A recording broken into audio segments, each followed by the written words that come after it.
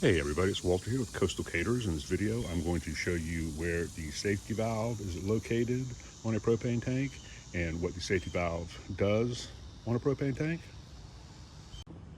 So the first thing the safety valve does for you on a propane tank is it allows you to, if for some reason the hand wheel gets opened, the gas is not going to come out of the tank because it has to have something in it opening the safety valve, and that's the plunger here. And when you put it in, it opens up the safety valve and starts to let gas flow.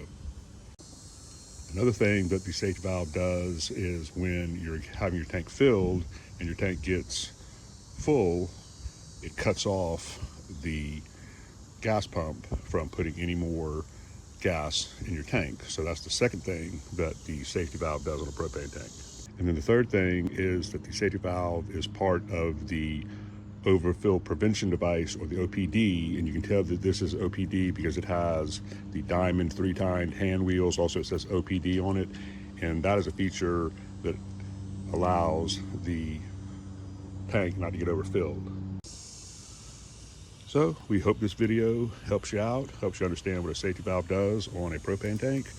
Remember to check out gas stop valve and gauge. We have an affiliate link that you can buy one through down in the description or in the comments.